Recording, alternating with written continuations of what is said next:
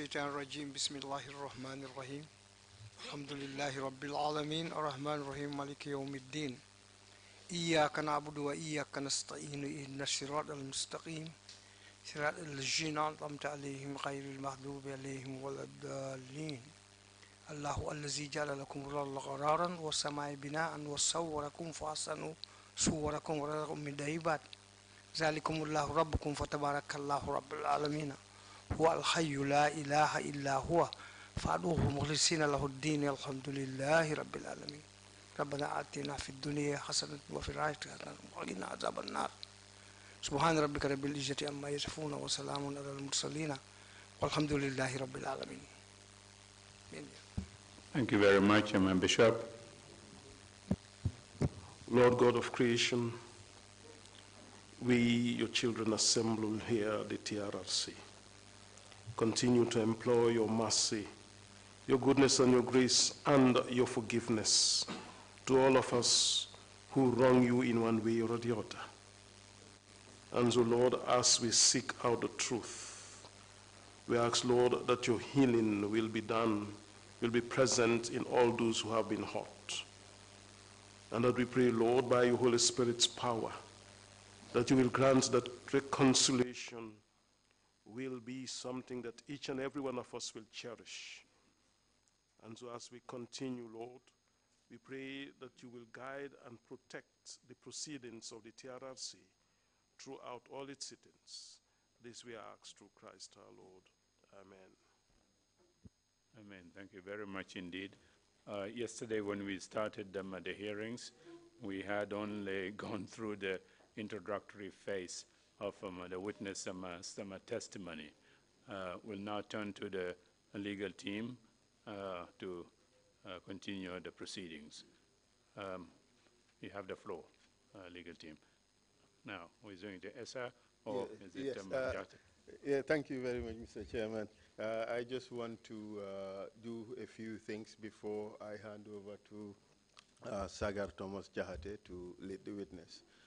You will recall, Mr. Chairman, that with our last witness, the sixth witness, I indicated to the Commission that we would request that the protected information sheet be included in the record as Exhibit 0010.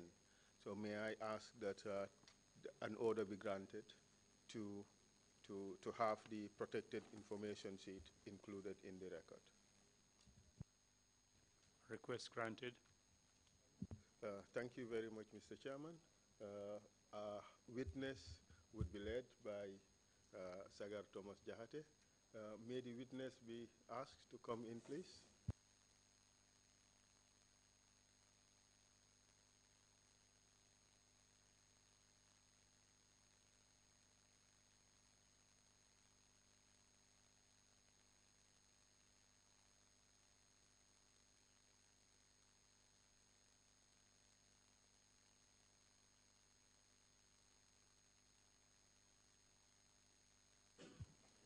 Good morning, Mr. Commissioner. Good morning, commissioners, members of the press, ladies and gentlemen.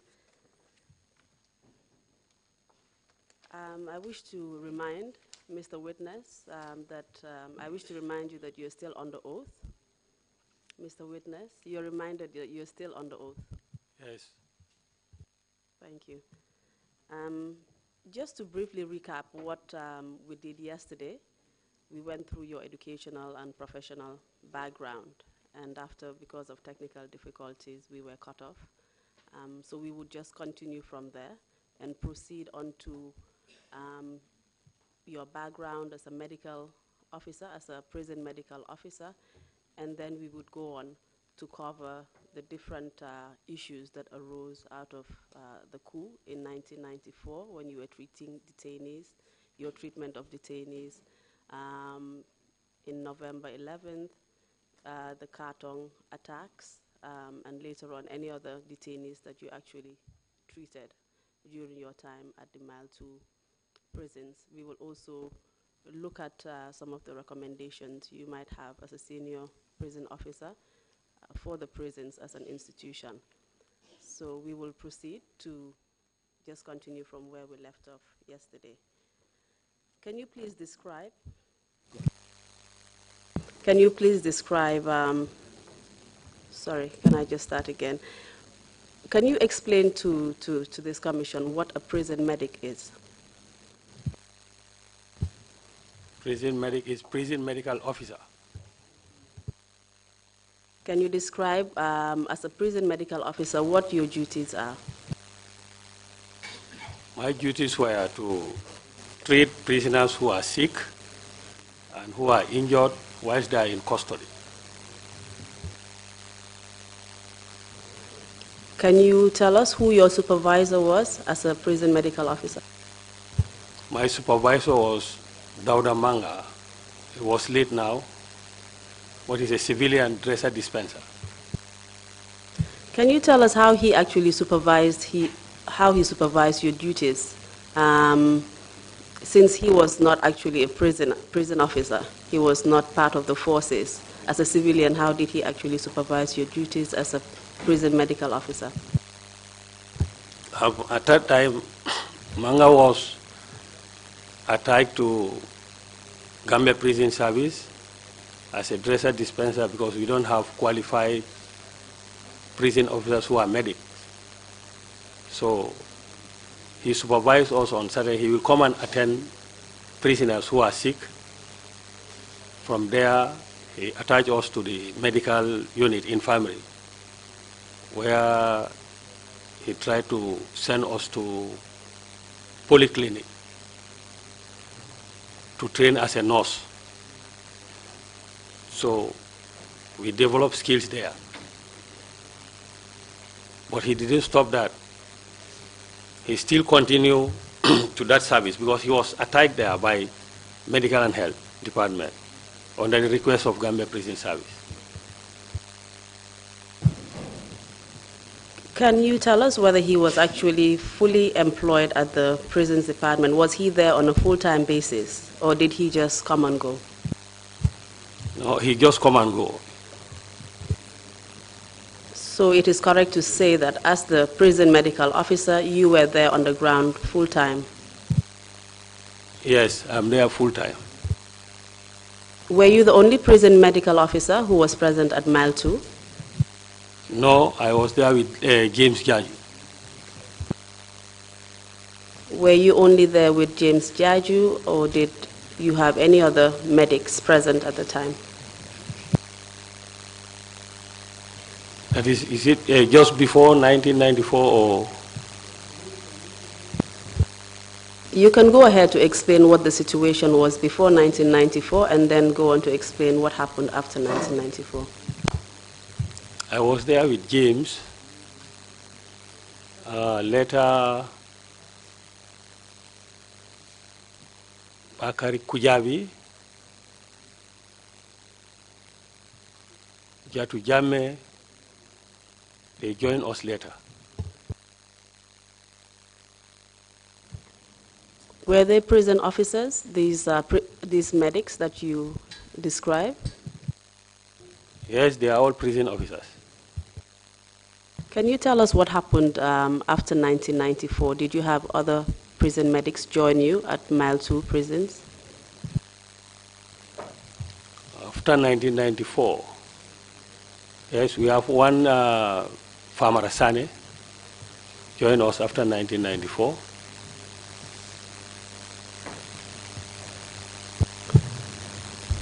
Was he a prison medic? Yes, he was a prison medic. Did you have any other medics from other places? Yes, we have one Otusar, I don't know his full name, and Lamin Bojang. These are military officers. How did these officers actually come to be at Mile 2? They were attacked there shortly after 1994 coup. Do you know the reason why they were attached there, since that was not their normal station? Because of their detaining some military officers. Can you tell us who the head of the military medics was at the time? At the time, we start with Sar, later Bojan joined, after I understand that Bojan senior him.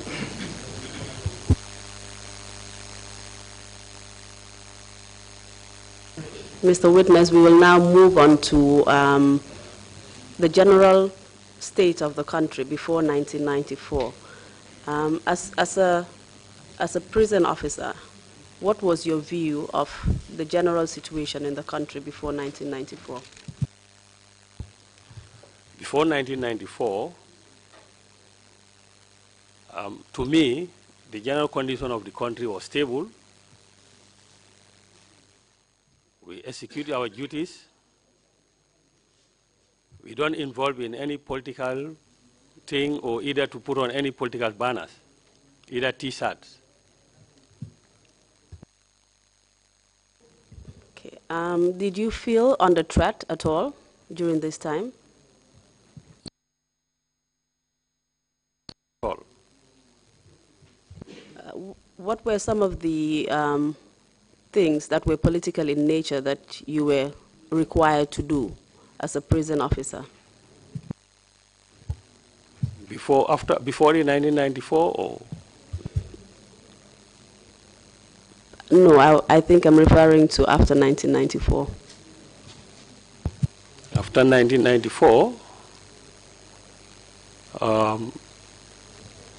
at that time, you have to be political to me, because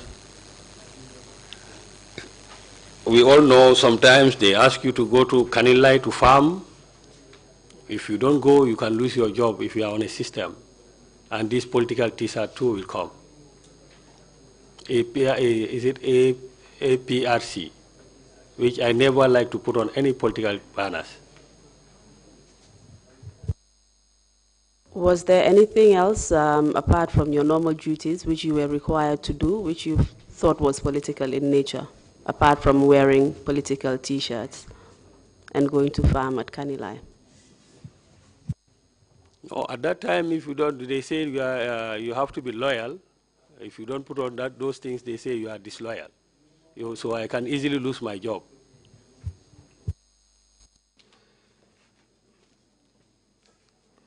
Can we move on to the general condition of the prisons? Can you tell us what the condition of the prison was in terms of the accommodation, the food? The general condition of the prison is poor as anything, even at the time of Jawara up to date.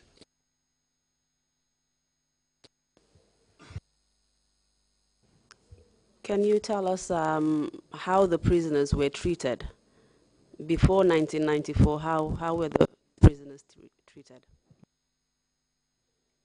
Before 1994, as I said, well, we treat them, prisoners come, before 1994, any prisoner coming to prison must come with a committed warrant, either a convict or on trial, awaiting trial. That's what we call remand. I am leaning more towards what their health conditions were, for example. How were they in terms of just their physical health? Just their physical health. It was very bad, because the diet is very bad in those days. There was a common disease called beriberi, because there is no inadequate protein in their diet. Can I describe like the beriberi, the symptoms? They normally develop swollen feet, faces are puffy, even their stomachs are swollen. There was a diet called pap, like a porridge, I don't know. They use that with a dry cherry or wet cherry. So if they mix it, that's normally cause that trouble, called beriberi. Did the situation change much after 1994? I can say a little bit changes made, because as at now, the pub is condemned completely. They are using bread daily. So the issue of beriberi is no more in our prisons as at now. I believe you're describing the situation presently. What I'm asking is, after the coup in 1994, what was the situation with the prisons? What was... After 1994, the situation in prison, it still remains. Were there any changes in 1994 in the condition of the prison itself? As I said, since Jawara and Jame, there is no changes. Were there any changes in terms of the prison population, for example? Yes, we experienced overcrowding after 1994 coup. Can you tell us what the reason was, in your opinion, for this overcrowding at the prisons? Overcrowding was caused by prisoners somewhere detained. We have detainees, and then we have courts too sentencing high sentence. Even 2 wraps of cannabis, they will sentence them 15 years, 10 years. So that thing make our prisons to be overpopulated, overcrowded. What was the effect of this overcrowding on prisoners? As I said, they are detaining inmates without committed warrants. They are coming in numbers. So courts too are bringing them, so that caused the overcrowding. Especially when they announce the issue of drugs, how restricted it is, the conditions, the period they sentenced them was very high. Can you please tell us what the normal procedure was for bringing in prisoners into Mile 2? The normal procedure is either you are convict or remand. When you are brought to prisons, you first go to our, we call it gate lodge, where they will book you, all your committed warrants and so, and then next step you go to the reception, where if you are convicted, your sentence will be computed in your presence. If you are remanded, they take your, as we did, we don't, the finger rings and watches and the like will be kept as your property until you are discharged or released. Was this normal procedure followed after the 1994 coup? After the 1994 coup, it continues, but not on certain inmates like detainees. What procedure was not followed? The normal procedure on certain detainees were not followed because they will come, as they bring them, nobody is there to stop them. After keeping them for a while, the reception officer will go and meet them where to do some our processing. But normally the processing should start at the gate lodge, as I said, to reception and then go.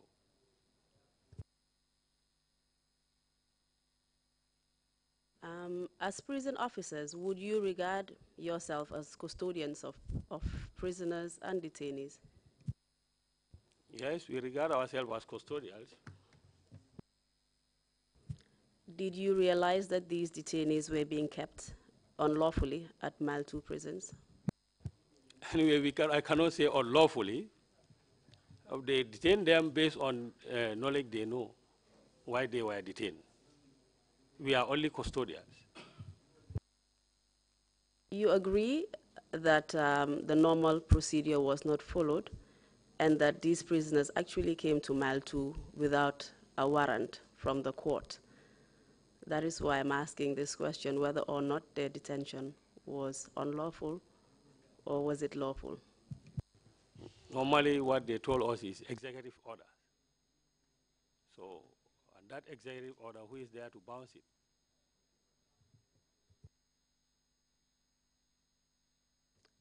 In your knowledge as a senior prison officer, do you think that or do you believe that these detainees were kept at Mile 2 in accordance with the laws that prevailed in the country at the time?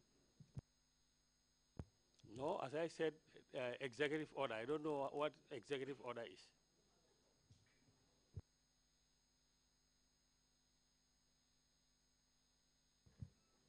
Did you offer any resistance to the military at the time when they brought in detainees without warrants? No, I'm not part of that section, so I cannot know I never built any resistance for that. Mr. Witness, what I'm referring to is whether the prison system or your prison commissioner at the time offered any resistance to the military by telling them not to bring prisoners into the prison without a warrant. No, at that time, no authority is there to say even to try to build any resistance on that.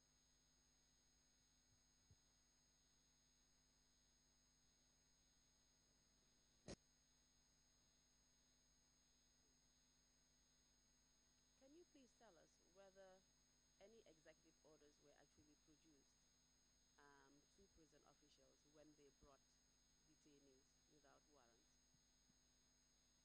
I'm not part of that section, but I always had executive order. But I'm not part of that section at all. What do you understand by executive orders? That's what I'm saying. Executive order, I don't know how it comes about. I just had executive order.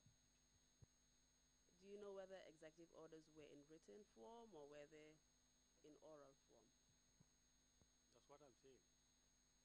I'm not on that area, so I don't form anyhow. Can you tell us who is in charge of the prisons? Who is the person in charge of the prisons? After 1994 coup, or Before and after, normally, who is the commander of the prisons? Who is in charge? What would you call that person? at first we have commissioner. The whole prison was headed by commissioner. Can you tell us whether your commissioner at the time or perhaps subsequently the director generals were in control of detainees that came into the prison? Would you consider that they were in control of these detainees? No, all what I can understand is before they bring any detainee, I know the commissioner at that time must be aware.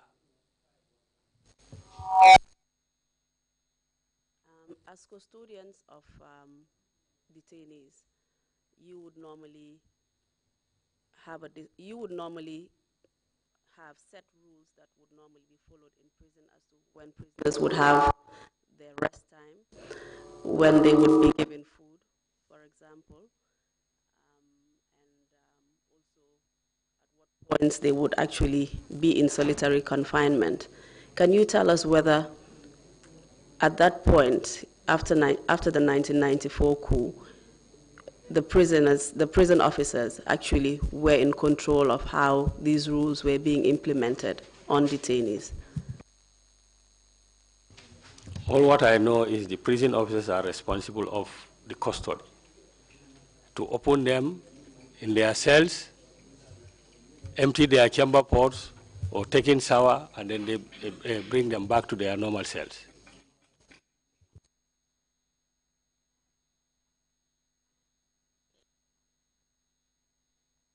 Tell us whether or not there were instances where you received instructions from any other person apart from your commissioner in relation to what to do or what not to do with detainees.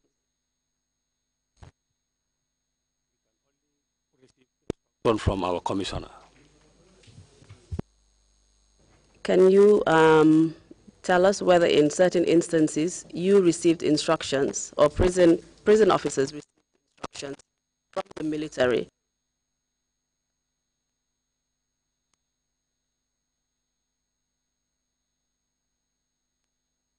About what I can tell you is, at any time, if detainees are coming, I know the commissioner must be informed.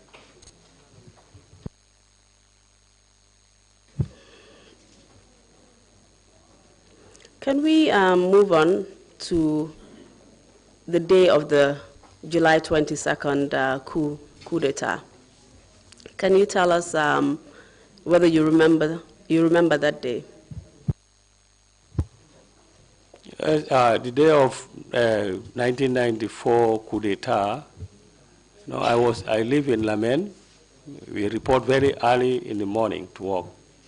So I wake up early, dress my prison uniform, I joined the vehicle. I boarded a vehicle, commercial vehicle from Lamin to Westfield, from Westfield to Mile 2. Did you notice anything unusual on that day? It was early in the morning, but what I noticed was when we reached Denton Bridge, I saw some gendarmerie there, but all what I understand was the military exercise will took place at that very day. Please tell us what happened when you actually got to Mile 2 prisons. When I got to Mile 2 prisons, my office is inside the yard. I think some of you have opportunity to see there. That's called infirmary.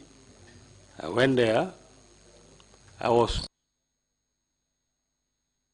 thing is normal and military exercise, but it's a coup.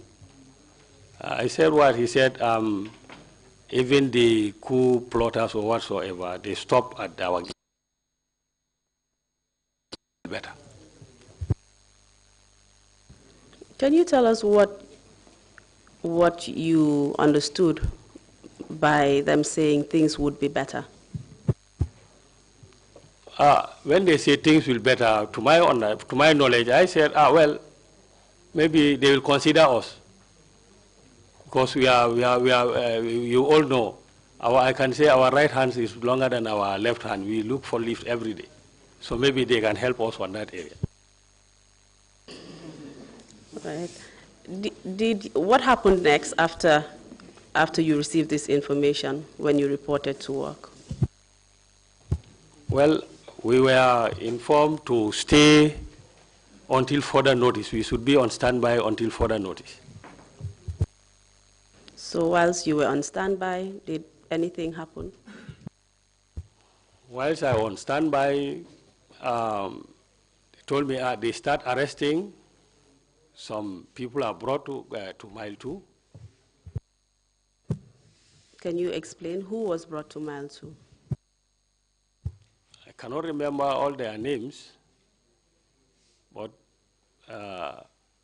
when they start arresting, some people were brought there, but the names, exactly who are the first batch, there were many. Because they start bringing them, not the same day, but some will come, after 19, we all know, after 99, sometime, is it the following day, and then within the week, they are bringing them. Did you notice anything about the detainees that were being brought in, as well as the people who actually brought them in? I cannot remember the soldiers who brought them, but they come with camouflage. But some of these detainees come with half gears. Like when I say half gears, some with T-shirt and then military trouser. Are you saying that both the detainees and the people who brought them were military personnel? Yes, both those who brought them are military personnel. Were the detainees also military personnel? Yeah, majority of the detainees are military personnel, to my understanding.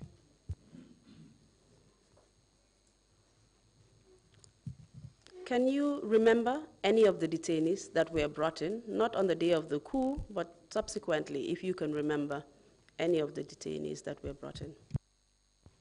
Yes, subsequently, I can remember some detainees who were brought. You have Chongan, is it Ibrahim Chongan, Muhammad Cham, RSM Jeng. You have JSP Mendy, and something Wilson. There are many, Pastor Lajany, Alaji Kante, Keba Sise, Samsidin Sar. There are many, in fact. I cannot remember all, but there are many. Were these the first batch of detainees you actually treated after the 1994 coup? Yes. When they were brought in and you had cause to treat them, what did you notice about them? I noticed some of them with multiple injuries on their bodies. Some sustained their arms, their head, backs, different way, all their legs.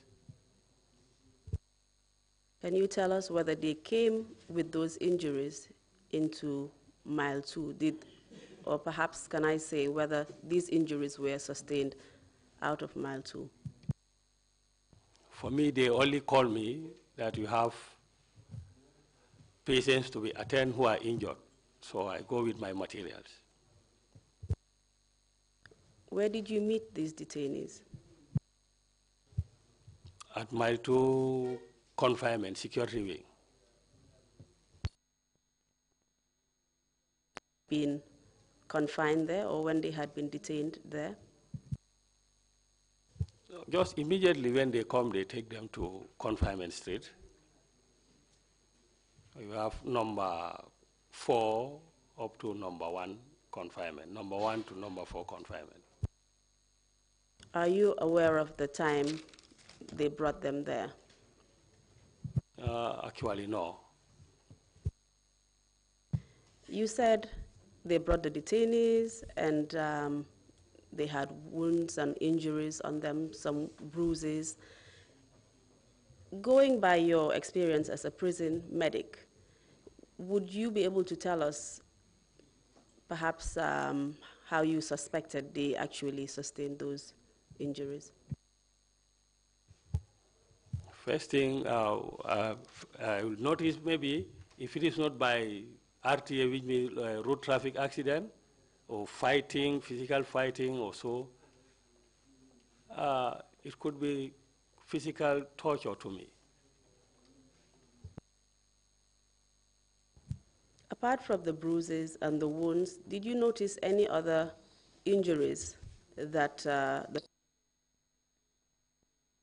sustained? Some detainees sustain not only bruises, some sustain deep lacerations are there, which they need for sutures. Was there any prisoner or were there any prisoners that sustained gunshot wounds?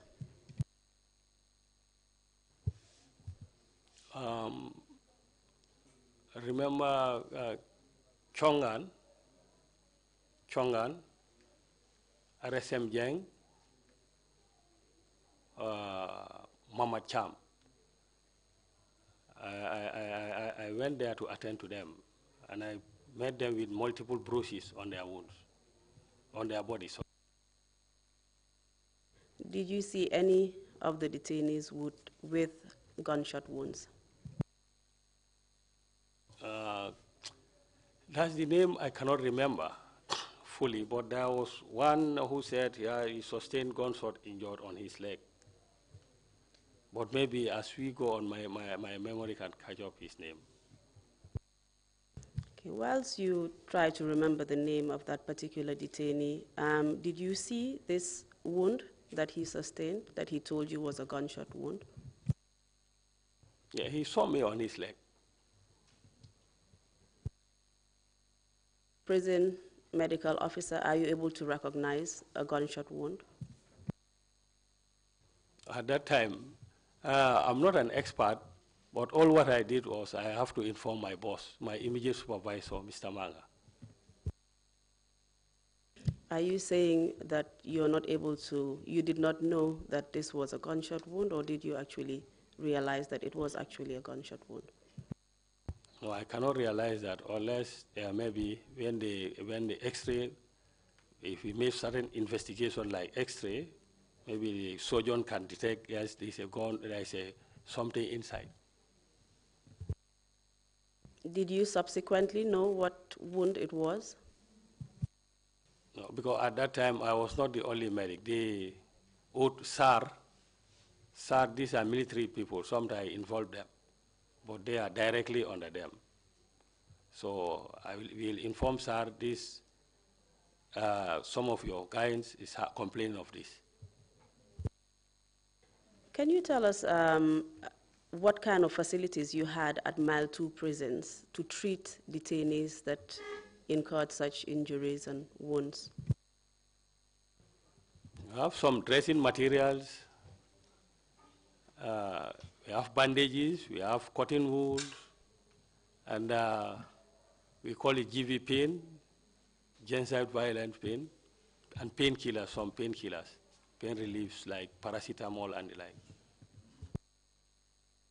Do you consider that these facilities were actually sufficient to treat the detainees that you were treating? No, to me they are not sufficient at all. What would be the procedure where you were unable to treat detainees, perhaps because of the severity of their wounds or injuries? The procedure is to refer them to RVTH to see the medical doctor. Because I'm not qualified doctor, I cannot handle certain cases there. But the normal procedure should be.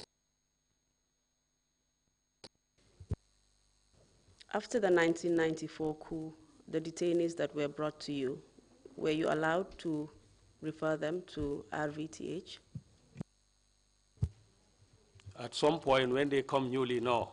They are not, they are totally restricted not to go to hospital at that time. So what would normally happen to such detainees who had severe injuries but could not actually go to RVTH and see a doctor? I do go there and round and see them. Especially I used to call sick report. Some people call me that sick report. I'll go around and take their complaint, jotting their complaint, those who are complaining of headache and so. And I'll read their blood pressure too, whether it's high or low. I go with my dressing materials. I'm doing that for humanity. But I know I cannot help them. That cannot heal their wounds quickly. But I have to do it. Even in a field of battle, soldiers need to be attended, the wounded soldiers. Much more somebody is kept one place.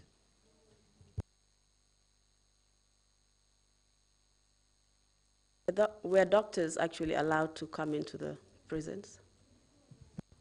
Yeah, at some point, I explained to my boss, late Mr. Manga, my immediate supervisor, that, well, the situation is if the patients cannot move to hospital, let the doctors move, which he did, and doctors are coming.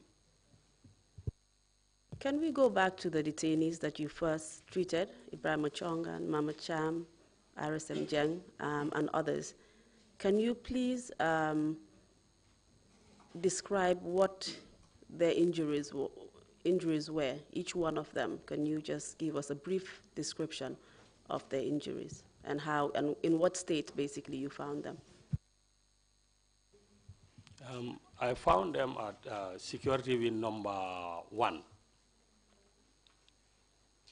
So, as normal, if I report in the morning, you know, that place is very close to the convict. That's our main yard.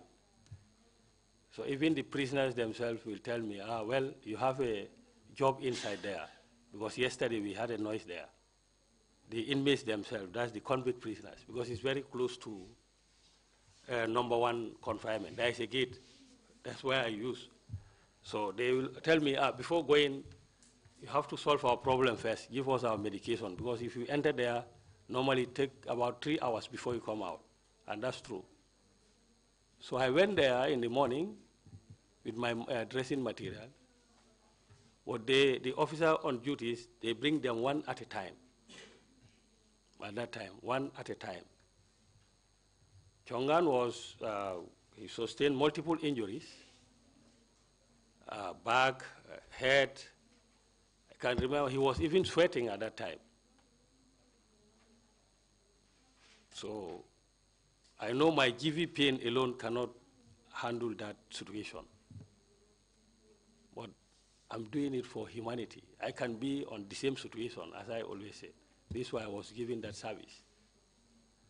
I apply GV pain to them gently, and then some analgesic painkillers to sustain their pain, at least to relieve it.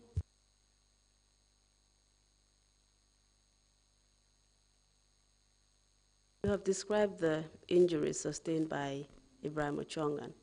Can you please go on to describe the other injuries that other detainees suffered? And Mamad Cham too was having the same injuries, but he too has some sort of a bleeding nose. Or is it left or right nose? Yeah, he was having bleeding there, excess bleeding at that time. So we call it, I pack it with a cotton wool. We call one drug called iodine. I put that on a cotton wool and then pack it on his nose for some times so that the bleeding can stop. And then I apply my GV pain on him and painkiller. As they call me GV pain, I don't know them.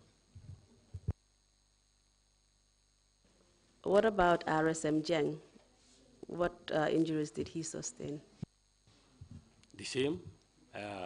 He too sustained, I can remember he has sort of a neck guard on his, I don't know, on his neck sometimes, RSM Jeng, if I can remember.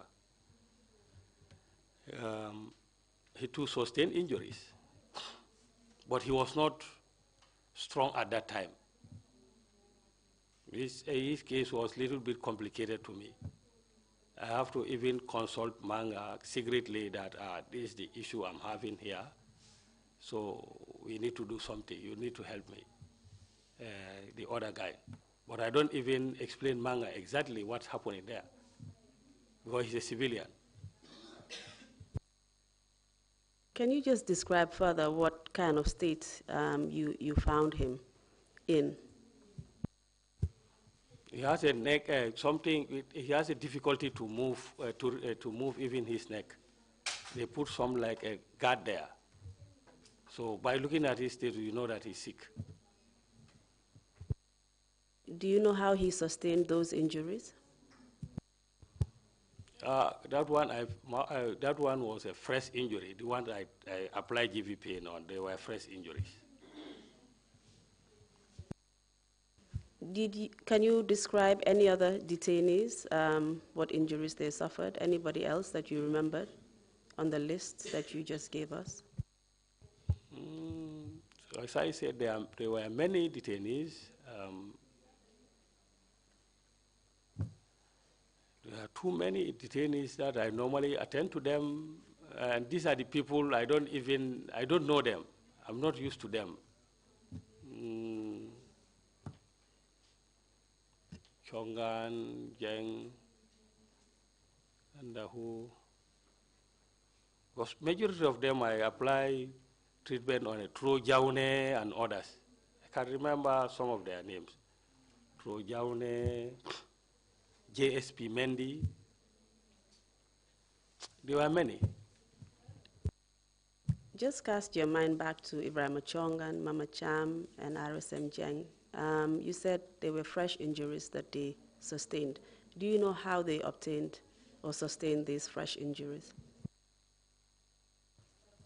Well, as I said, I was told that they came for them the following morning.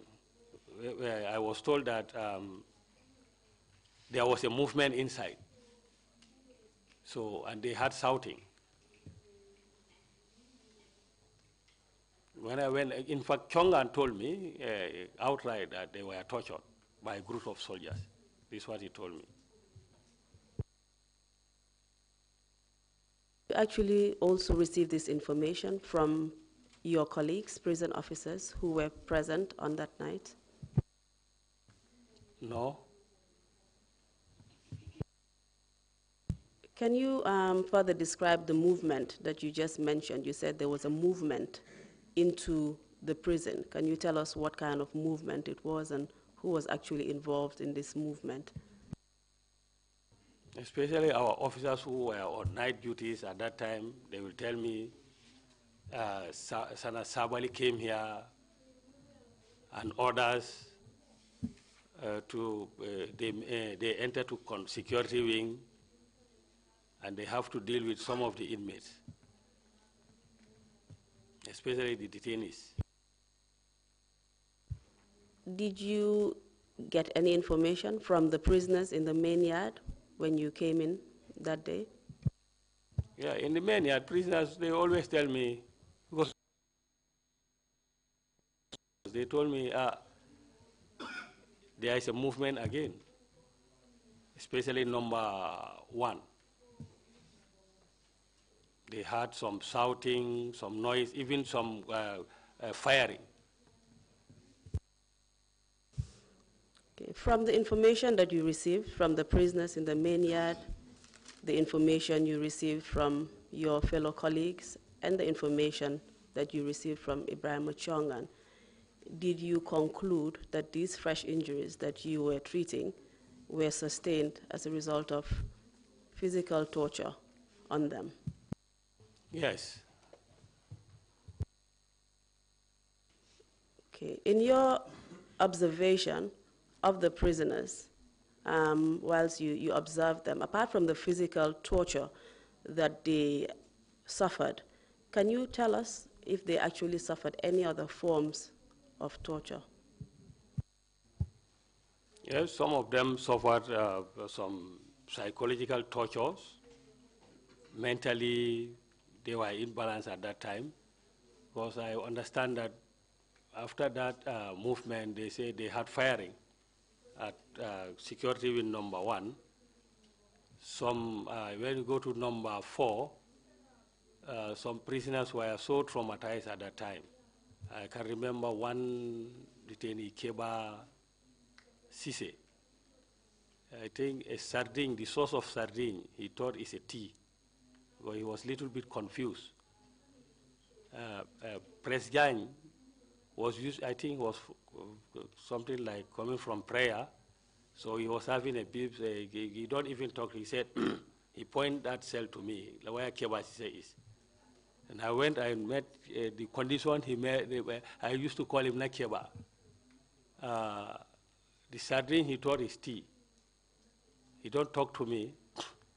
Then I asked one of the inmates, one of the detainees there, what's happened? They said, yes, last night Sana Sabali and others came here. They took about 3 of their colleagues and they executed them. I said, what? They said there was a firing. So, and they said they are coming back. Next, their next trip will be some of the detainees. So this made their condition so deteriorated, especially Keba Sise. And then later they appointed another guy, Samsidin Sar. So for when I was Keba Sise, as I said, I used to call him Nakeba. So I look at his condition. I have to take some risk at that time. I went to number 1 confinement, security, where Chongan, and after dressing them, then I spoke to one of the prison officers there. It's my senior, though, Suso. I said, Suso, I need a favor. Either we have to take a risk to help me for my job to be easy, that can you take one of these people out and let them, I know number 7. There is a place we call number 7. Let him stand on that door, and on that gate, then I bring out Keba Sise to flash just to see that this man is alive. That was my own operation, which God helped me, we were successful on that. Then from there, Keba Sise tried to nod 3 times before he come back to his senses. In those days, I used to smoke. I gave him a cigarette. He started smoking. He hold my hand, and then we went to his cell. I say, you can eat now. You can witness it now. But I want to do the same thing to this guy, Sam Sidin Sar, which by then other guards come in. Then I stop because I don't want to be involved. Can you tell us the nature of the risk that you were taking by your actions in bringing out prisoners out of solitary confinement? That was a high risk to me, because if I was caught, I'll join them. But sometimes we have to take those risks for humanity, because at that time, that old man, we can lose him. After you took that risk of taking him out and actually showing him that those suspected detainees who had been executed were still alive, did you notice anything about his condition, about Kebasi's condition? Yeah, especially the following day, where he even shouted my name. He too called me Nadino. Come. He advised me the job that I'm doing, let me continue with that. Because no condition is permanent. I can remember he told me that. Even I die here, just continue with your good job that you are doing. Are you saying that he showed remarkable improvement after your actions? Yes. It has even reflect to before this other guy, how to call it, Captain Sar. It took for him, it took time until these people have to come and join them. Because he don't see it, he cannot believe it. Kebasi's explanation alone is not enough to him. And his colleagues too tried, because they always try to counsel him.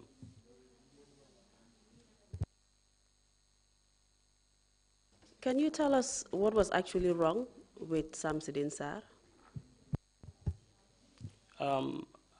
The same thing, he has a psychological trouble, because he thought when they come next, maybe it could be his turn. So that's make him a little bit confused at that time. He don't eat, he don't want to talk to anybody at that time. He was so traumatized.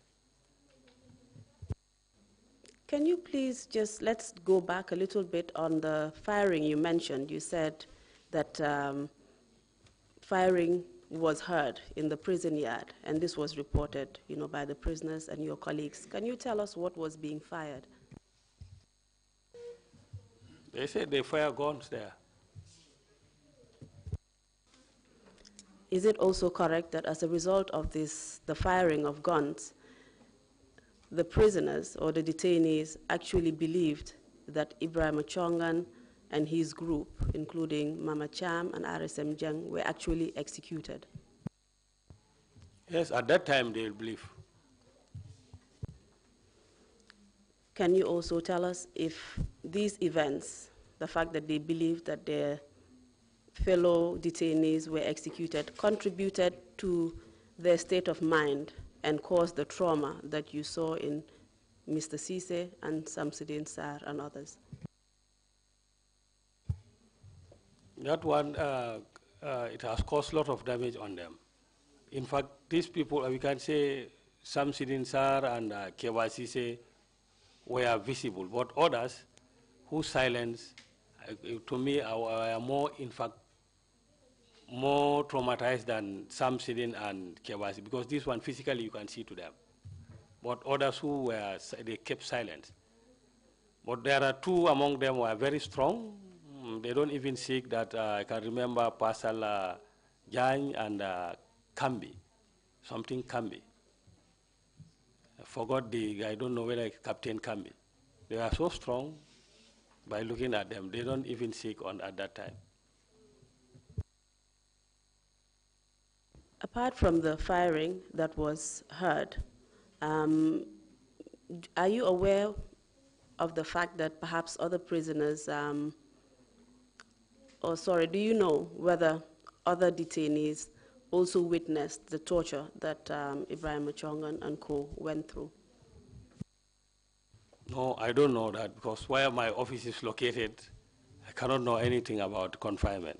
Only to go there and dress them and come back and give them their medications. Yes, you might not know, Mr. Witness, but I'm asking whether or not the other detainees informed you that they had witnessed these tortures.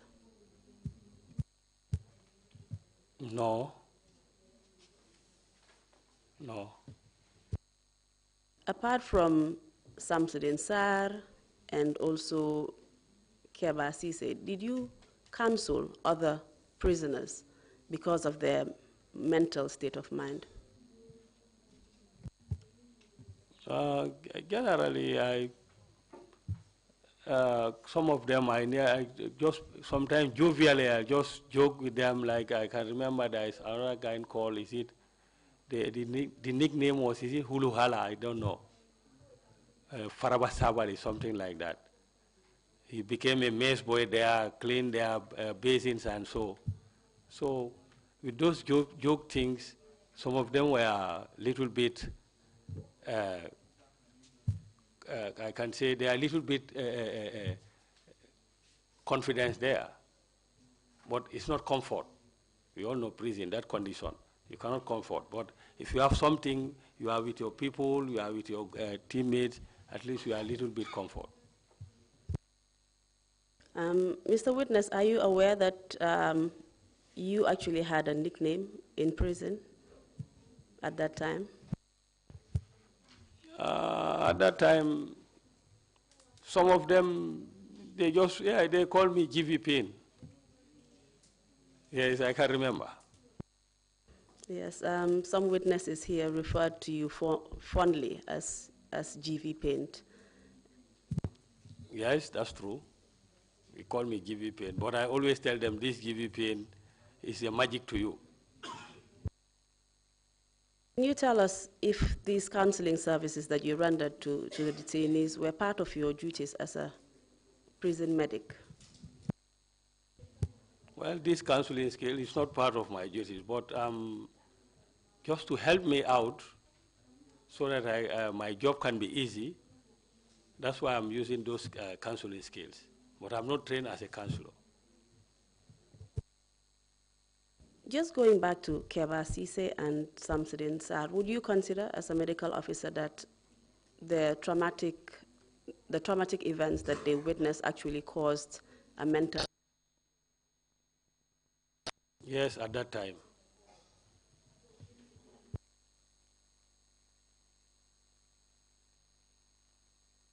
Can we just move on to what the general situation or environment was at the Mile 2 prisons at that time, witnessing some of the things that were going on, detainees being brought in by the military and having a military presence in the prisons. Can you tell us how you felt as a prison officer as well as your colleagues? At that time, I felt fear and threatening because these are armed men coming, bringing their own people. Next minute, those who are even part of the escort to bring certain detainees, next minute they join them. So we are armless. That gives us fear and threat because among themselves are detaining each other. This man will escort maybe Mr. Y. Next minute, he too is a detainee. So on that condition, especially myself, I have to advise myself to be very careful, to be mindful when dealing with them.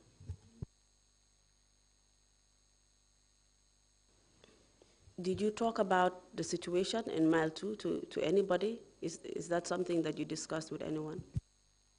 At that time, no. I'm there not to discuss that to anybody. I even mentioned, I say even my wife. As I said, they are bringing each other. And detainees are not our property, I can say. Just keep this, no visit, no hospital, they are restricted.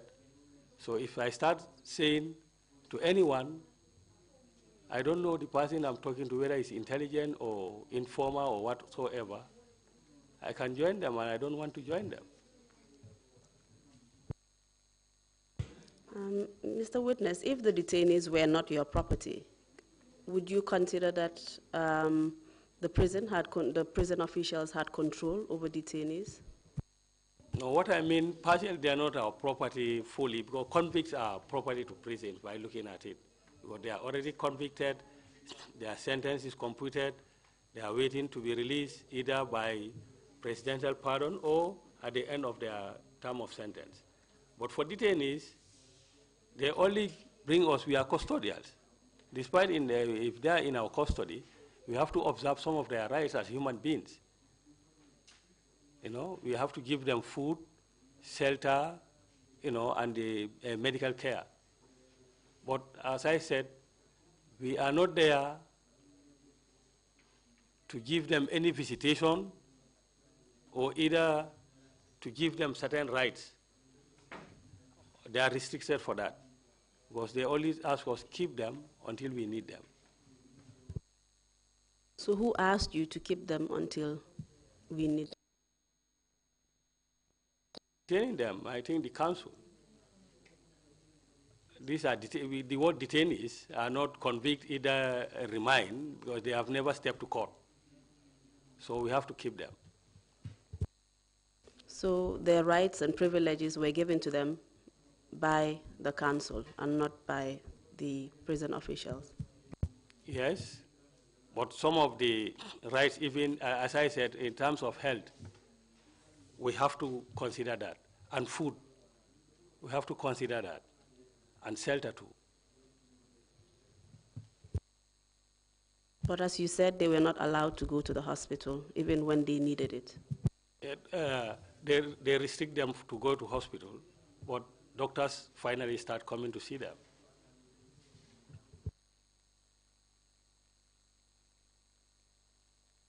Okay, can you tell us if there was any incident in the prison when one of the prison officers was, sorry, let me just go back and rephrase the question. Can you just tell us if anything happened with one of the prisoners during this time?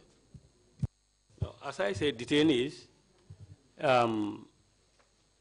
if we are on duties, we call it officer in charge, the sergeant on duties also. Normally, in prison procedure, if you brought somebody with a condition of either being injured or whatsoever, we normally request medical papers for normal procedure. But for this one, ask them any medical paper. Because one of our colleagues was nearly a victim for that. They brought an inmate and a detainee with a condition that he don't understand. He requests for medical paper. They say why he asked for medical paper. So they say this one is trying to bounce the executive order here and there. So the guy nearly be detained. Then finally he quit the job. That's how it be. So this is why nobody is there to question them. Can you also tell us whether anything happened at one time with one of your colleagues, a prison officer? Did anything happen to him?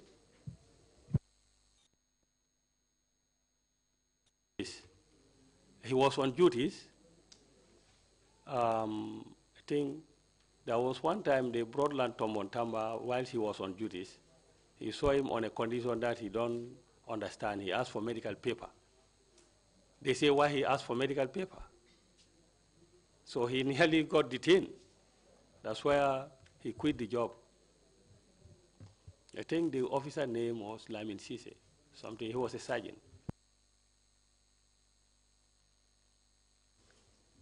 The night that Sana Sabali and co came to the prisons, did anything happen?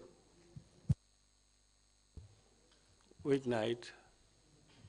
This was the night before the torture of Ibrahim Chongan and his and Mama Cham and RSM Jeng. You know, I normally work on permanent morning. I don't know the night activities at all. Can you please tell us whether anything happened to one of your colleagues by the name of Jobate? Yes, Jobate was, he was a PO, we call it PO, like a sub-inspector. In those days, a bit high rank. He was on a locking up duties, as we call locking up duties. After night shift took over their duties, then he will do the final lockup, as we call it. The key, all the keys will be in a safe, and there will be an emergency key, which is the seal. So he, as a locking up officer, will go with the rest of the key. That will, and nobody will have access to prison except him. On emergency situations, they can take the emergency key, which is sealed, but if you unseal it, you have to book it the reason why you unseal the key. So I can remember they say Sana Sabali came for inspection at night. But at that time, he was having our duty roster. He knows Jobate was on the locking up, he was a locking up officer. So he asked for him, but nowhere to be seen. Jobate was nowhere to be found. So he called our RSM, late Kiba Bojang, and ordered him that anytime this man report on duty the following day, make sure he detain him. All of a sudden, as I was reporting the following morning, Jobate was in my front. I was following him. So I saw the RSM stand with his stick. He complimented Jobate. After a few steps, he asked him to stop. He called him, sorry, sir, I need your rank. Jobate complied. He don't utter any word to him. He removed his ranks and then his headgears, like the cap. He pointed his stick to the confinement gate. From there, I say, what is going on? Somebody report on duty, you strip him and then put him to confinement. From there, I went to infirmary. I hold my head like this, whether next will be me or not. So I start thinking, what is going on? From there, I understand that Sana came for inspection, he don't meet him on ground, he ordered RSM to detain him. This is how it happened. I don't know whether he spent some weeks or what, but later he has been released. But Sana came to confirm whether he's been detained or not, which he told RSM, yes, you have taken my orders. Is it normal to have inspection at night?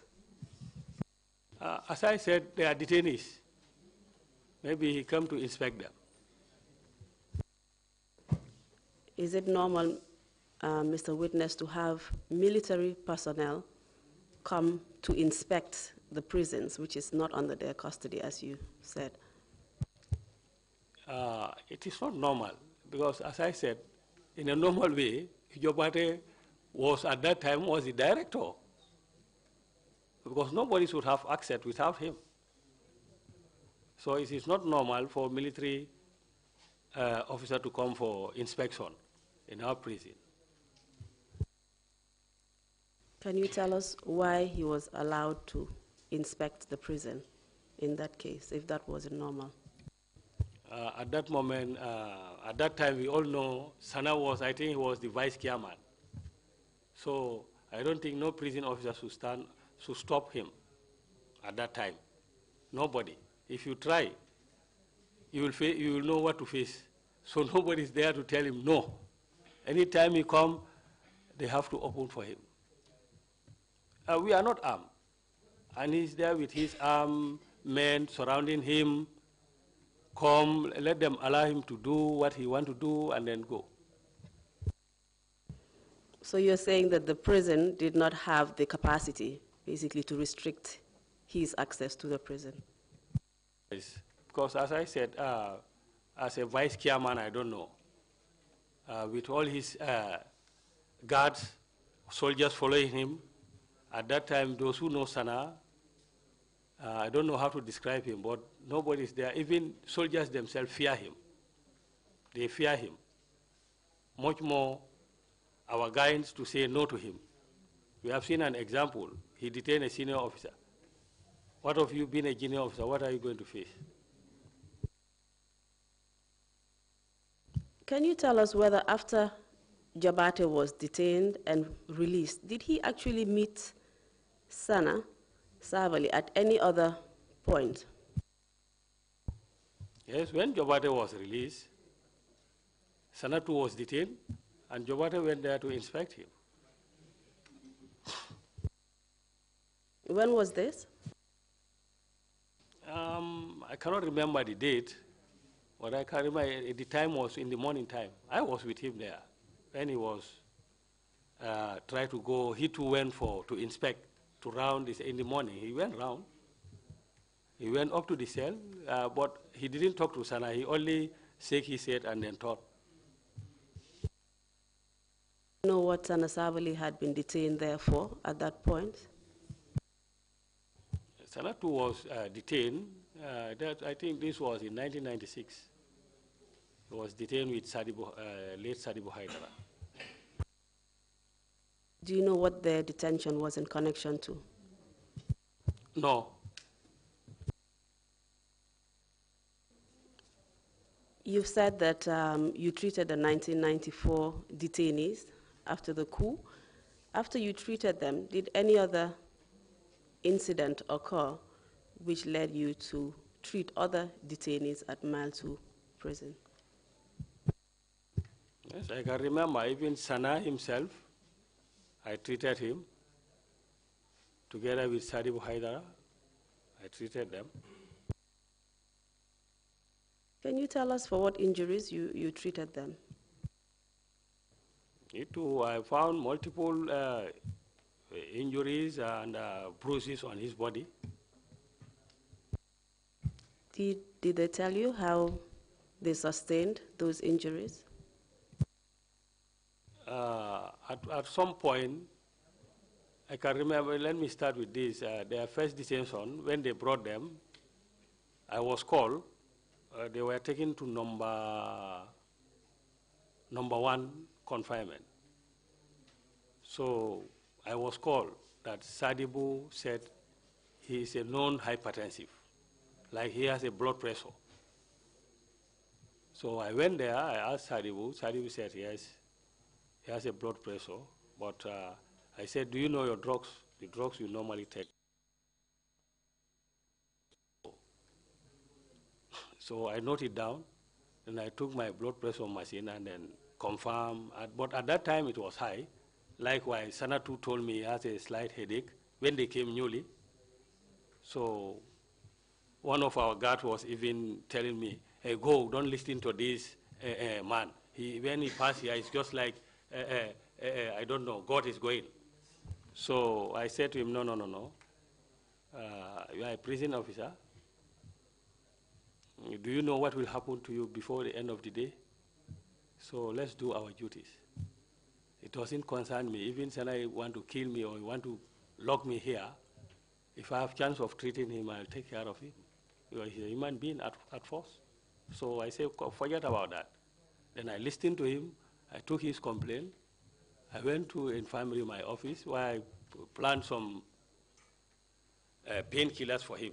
So for Sadibu, I report the matter to my immediate supervisor, Mr. Manga, that Sadibu came with this condition.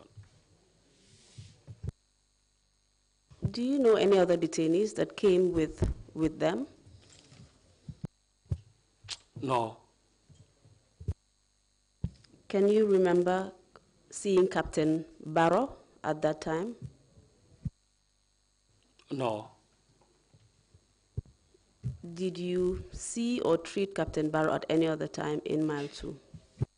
No. Were you informed that at some point Captain Barrow was in Mile 2? This too was a story narrated by one Aliou Ba.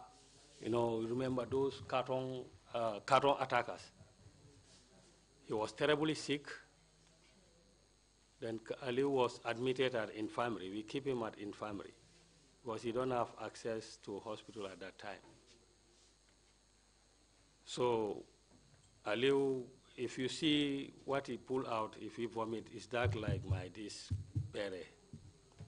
So as he admitted there, more than even some of our officers will tell me today he's going to die. But with the help of God and help of hospital, Mr. Manga and others, doctors start coming to attend to him, different doctors. You have medical doctors, like one Dr. Jah, and then you have Dr. Sala. This is an audiologist doctor because he here too has a problem. And even surgeons, they come and see him. About Aliou was with us more than 4 to 5 months. When he recovered, he started narrating his stories to us. That the reason why he was among the carton attackers, because he said he was a soldier who was one time escaped from an execution ground here. I said, what are you saying? He said at Fajara Barrack, something like that. He said to me, you see me, I'm a lucky man. I would have been dead by now. He said, we were brought here by Barrow at Remind Week. Well, he was explaining his story. He said, I told him, but Ali, I tell you, stop this thing. He said, no, I have to tell you my story because I would have died. He said, I even mentioned this at the court when they were trying him. So he said to me, well, we were brought here, later we are taken away, together with Barrow. Then Barrow was, even some of his tooth, he lost his tooth. He said because of the gunbutt that they hit him.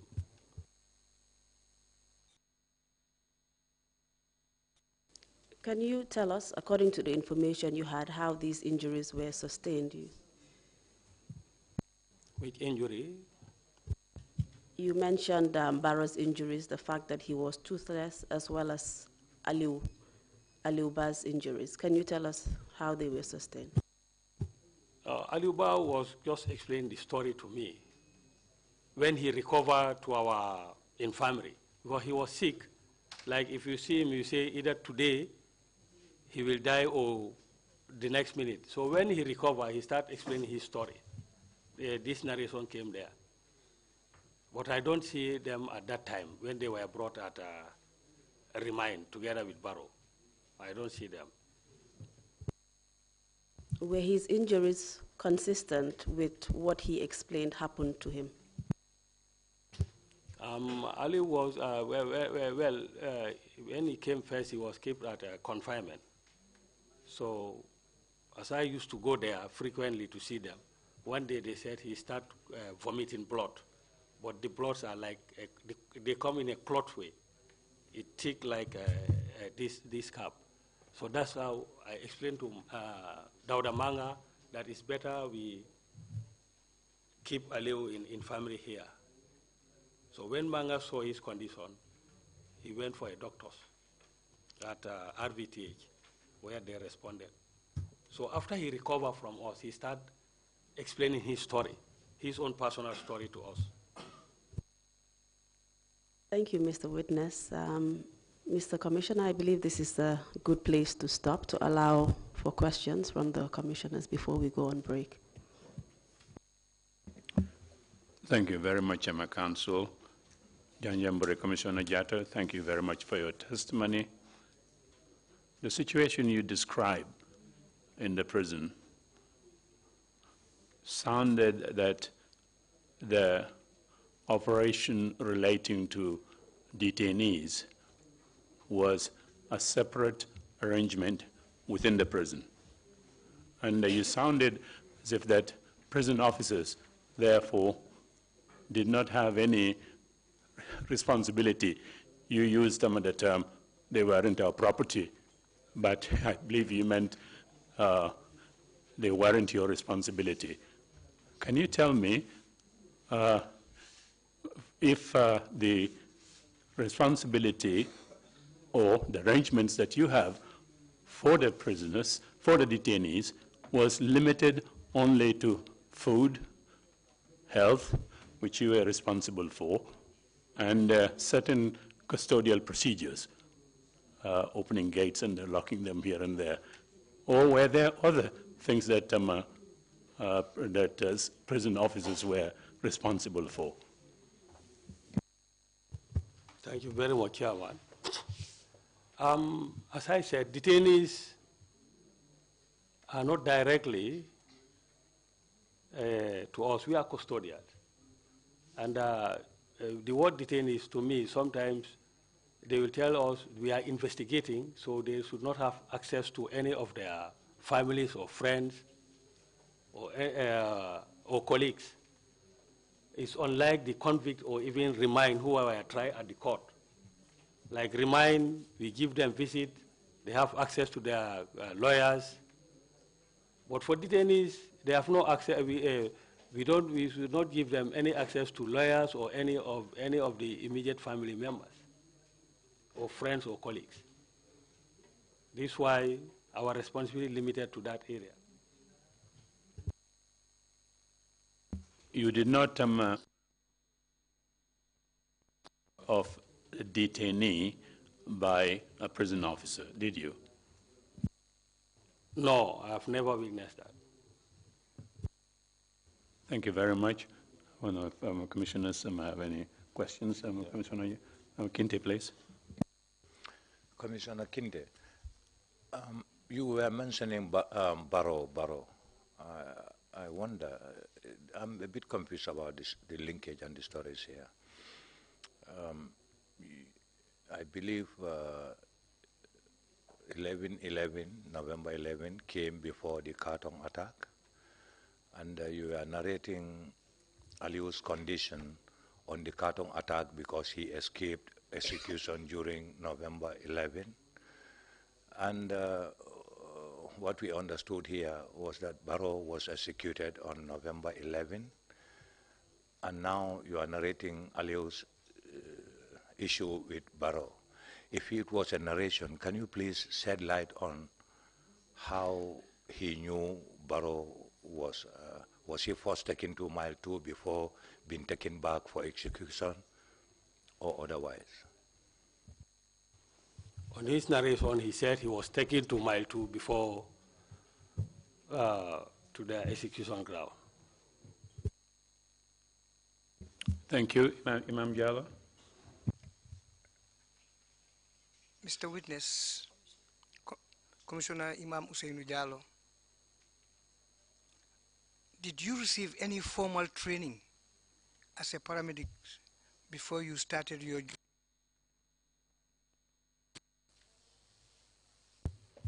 No, I don't start any formal training on medical, but I started on recruitment, normal recruitment.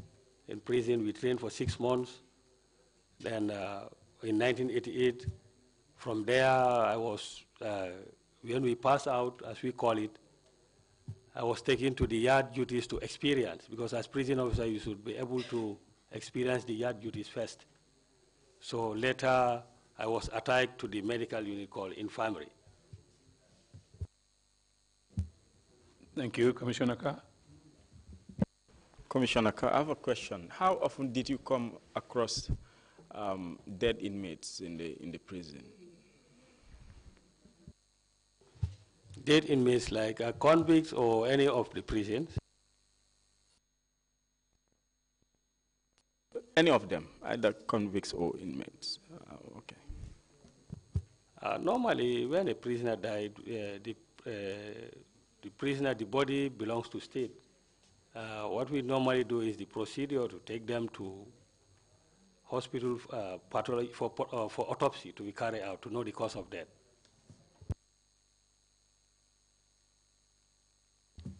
Thank you very much. If there are no further, yes, Commissioner Samba. Mr. Jeto, I'm trying to I wanted to know whether during this medical treatment has been given, there is nobody who is trained as a medical personnel. There is nobody who is? Nobody who is trained from a school, like School of Nursing or School of Community Health Nurse or School of SRN. Yes, that's true.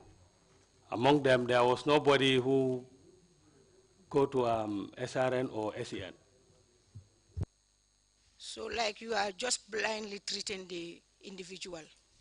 I was attached at the polyclinic at VTH where I was trained there as a nurse to give some first aid treatment, as I said, dressing, and then how to read somebody blood pressure, and some vital signs like when somebody is, how to call it, how do I put this way? When somebody feel like he's dizzy or general body pain and the like, we apply those analgesic. My limit is to give them painkillers. Above me is my immediate supervisor, Mr. Manga, who handle all. Is that Mr. Manga a trained nurse? Yes, that Mr. Manga is a dresser dispenser in those days. Okay, thank you. Thank you very much. If there are no further questions, we will take a 30-minute break and come back at 12 noon. Meeting is adjourned.